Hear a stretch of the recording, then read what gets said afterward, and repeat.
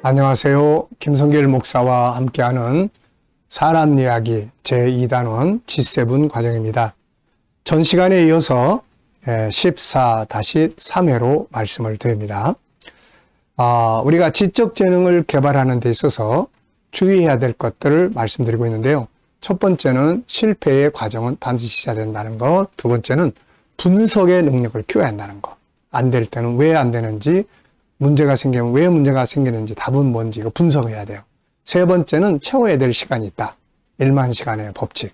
그래서 시간에 요 이야기 하다 말았는데요. 이 시간에 계속 이어서 채워야 될 시간이 있다. 천재와 둔재의 차이는 이 시간 사용에 있다. 얼마만큼의 연습을 하고 훈련을 하느냐에 대한 그 연습량의 차이가 있는 것이다 하는 걸 말씀드렸어요. 자, 이어서 조금 더 말씀드립니다. 아무리 달란트가 있다 해도 처음부터 금메달감이 될 수 없다.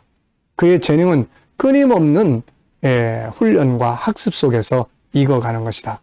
서울대학교의 이면호 교수는 자전거는 많이 넘어지는 사람이 빨리 배우듯이 아무리 초보자라도 하루 수십 번씩 200일 동안의 슬로프에서 넘어지면 스키 선수가 되고 총알 2만 발을 쏘면 서부 활극에 나오는 명사수처럼 된다고 했다.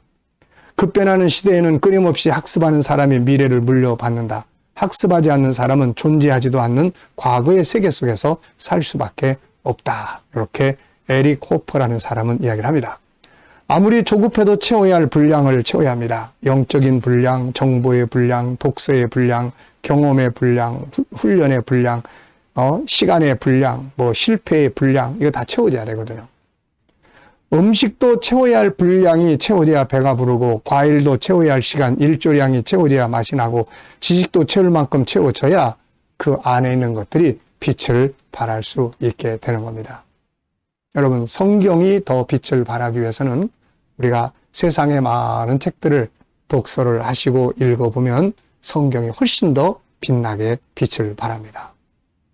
그러니까 우리가 이 분량을 채워야 돼요. 사도 바울은 신앙에도 채워야 할 분량이 있음을 설명합니다. 골로새 1장 24절에 나는 이제 너희를 위하여 받는 괴로움을 기뻐하고 그리스도의 남은 고난을 그의 몸된 교회를 위하여 내 육체에 채우노라.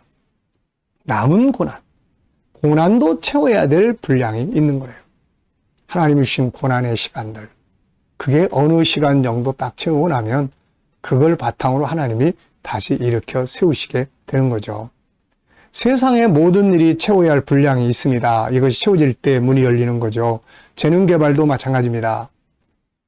자, 어떤 과학자의 이야기인데요. 양자역학 물리학자입니다. 세상을 깜짝 놀라게 할 이 중요한 발견은 새벽 무렵 독일의 라인강 근처에 있는 작은 마을에 어느 보잘것없는 곳에서 일어났다. 새로운 이론을 발견한 그는 갑자기 벌떡 일어서더니 손에 쥔 펜을 책상에 던지며 자신도 모르게 크게 소리를 질렀다. 그래, 바로 이거야. 드디어 찾아냈어. 서광이 채 비추기도 전인 한밤중이었기에 선포와도 같은 한 과학자의 외침은 아무도 듣지 못했다. 그 과학자는 바로 베르너 하이젠베르크다. 양자역학을 발견했을 당시의 감회를 그는 이렇게 외치게 됐던 거죠. 자, 계산기의 마지막 결과가 제 눈앞에 펼쳐질 즈음 시계는 이미 새벽 3시를 가리키고 있었습니다. 에너지 보존 원리가 모든 항목과 맞아떨어졌던 그 순간 저는 어찌할 바를 몰랐습니다. 저는 마치 제가 원자의 표면을 뚫고 너무나 아름다운 내면을 정탐하고 있다고 느꼈습니다. 하나님이 저에게 이 수학 구조의 보물창고를 열어주었을 때 저는 하마터면 쓰러질 뻔했습니다. 저는 저도 모르게 방안을 빙글빙글 돌며 춤을 추기 시작을 했습니다. 그렇게 연구하던 분야의 문이 열려지기까지 채워야 될 분량이 얼마나 많았겠습니까? 연구, 실패, 또 독서, 또 계속 생각, 또 실패, 또 정보, 이런 것들을 계속 하다 보면은 이게 어느 순간에 다 이게 모여져 가지고 이게 맞아 떨어져서 탁 번쩍이는 아이디어가 만들어지게 되는 거죠. 정말 저도 이런 경험 많이 해보고 있습니다. 자, 채워야 될 절대량, 일하는 창의력, 힘 있는 창의력은 엉뚱한 창의력, 튀는 창의력이 아니라 사람과의 문제와 만난 창의력이 진짜 힘 있는 창의력이라고 보거든요. 이 사람은 창의력 대회에서 수상을 굉장히 많이 한 사람이 한 이야기입니다. 상대방이 갖고 있는 마음, 엄마가 갖고 있는 답답한 뭔가를 생각해 보면 엄마들의 진짜 문제를 해결할 수 있는 태권도 학원을 만들었는가 하면 창의력이 힘이 있으려면 이 문제를 해결할 때 엄마들이 갖고 있는 문제 리스트를 손에 쥔 사람이 창의적인 사람이 될 수 있다고 생각을 한다. 대학생 때 창의적인 사람이 되고 싶었는데 동화책이 되게 창의적이다는 생각이 들었어요. 하루에 100권에서 200권 정도 맨날 동화책을 메모하면서 읽었어요.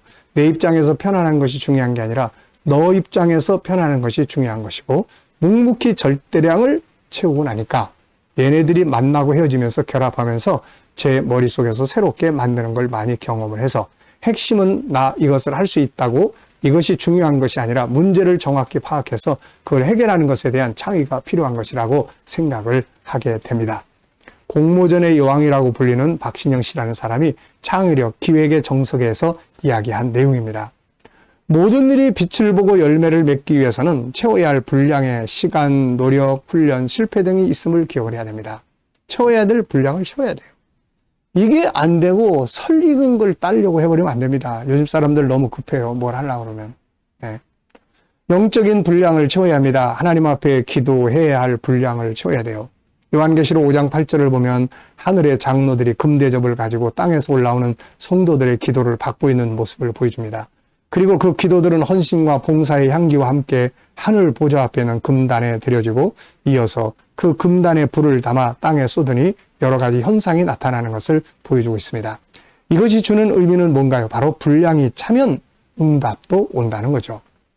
정보의 분량도 채워야 합니다. 우리 안에 있는 생각의 기능은 수많은 정보와 현장들을 만나서 아이디어들을 만들어냅니다.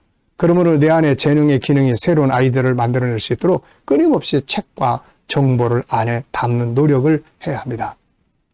도전, 실패, 경험의 분량을 채워야 합니다. 어떤 물건이 하나 만들어지는 데는 도중에 거쳐야 할 실패의 과정들이 반드시 있고 이것이 어느 만큼 채워지면 좋은 물건이 만들어지는 것이죠. 그러므로 자신의 재능을 개발해서 한두 번 사용했는데 별 효과가 없다고 해서 포기해서는 안 됩니다. 다윗이 물맷돌 하나로 골리앗을 이겼는데 과연 어느 정도 물맷돌을 던졌으면 그렇게 달려오는 사람의 이마를 향해서 던졌는데 한 방에 승리할 수 있었을까요? 무엇이든지 충분한 분량의 연습과 실패의 과정을 거친 후에 그 분량의 재능의 달인이 되는 겁니다. 수많은 운동 선수들이 1000번, 10,000번의 실패의 과정을 거치면서 결국 그 분량의 금메달을 얻게 되는 것이지 한 번의 금메달을 딸 수 있는 사람은 아무도 없습니다. 필요한 만큼 분량을 채워야 합니다. 나는 지금 재능 개발을 위해서 도전하고 있는 게 있는가? 몇 번이나 실패한 과정을 겪고 있는가? 그 과정에서 포기하려고 하지는 않는가? 그렇다면 그것에 필요한 분량을 채우고 있는지 뒤돌아보고 그리고 그 분량에서 성공한 사람들이나 그들의 책을 통해서 그들은 얼마나 분량을 채우기 위해서 노력했는지를 살펴봐야 합니다. 중국의 진요자라는 사람의 이야기가 있습니다. 송나라의 활잘 쏘기로 유명한 진요자라는 사람이 있었다. 그는 정말 대단한 명국이다. 아무리 먼 거리라도 목표물을 그냥 겨냥하여 쏘면 백발백중이었다. 그리하여 그는 활쏘기만큼은 자신이 당대 최고라고 자부하며 교만을 떨었다. 그날도 진요자가 넓은 곳으로 나가 활을 쏘고 있는데 때마침 늙은 기름장수 하나가 곁을 지나다가 걸음을 멈추고 그 광경을 구경했다. 활 몇 발 쏘고 난 진요자가 기름장수를 보고 거드름을 떨었다. 노인장, 활 쏠 줄 아시오? 내 활솜씨야말로 신의 경지에 달했다고 할 수 있을 것이오. 그러자 기름장수는 이렇게 말을 받았다. 그거야 이미 몸에 배어 손에 익었을 뿐이니 별거 아니죠. 진여자는 노인이 자신을 깔보는 것으로 보고 버럭 소리쳤다. 한낱 기름장수 영감이 감히 내 활솜씨를 깔보다니. 노인이 침착한 어조로 이렇게 말합니다. 나는 당신을 깔본 게 아닙니다. 다만 내 자신이 기름 따르는 경험을 통해서 활 쏘는 이치를 알게 됐을 뿐이요. 말을 마친 노인은 호리병을 꺼내 땅바닥에 내려놓았다. 그리고 구멍이 뚫린 엽전을 꺼내 그 병 입구를 덮었다. 그런 다음 오목하게 파진 나무 주걱으로 기름을 떠낸 후 선체로 그 엽전 구멍에 따라 넣었다. 그 솜씨가 정말 놀라울 정도였다. 어찌나 정확한지 사각의 엽전 구멍에 기름 한 방울 묻지 않았다. 진여자가 놀라 입을 다무지 못하고 있는데 노인이 다시 말을 잇습니다. 이것도 별거 아니요. 그저 오랜 시일을 거치면서 익숙해진 것뿐이라고. 자, 채워야 될 시간 2번에 걸쳐서 말씀을 드렸습니다. 뭐든지 뭐가 조금 모자란다 그러면 더 채워야 될 부분이 있어요. 그러면 더 채우면 답을 얻게 됩니다. 자, 채워야 될 시간이 있다는 것, 지적 재능을 개발하면서 꼭 기억해 두시기 바랍니다. 이 시간 여기까지 하겠습니다. 감사합니다.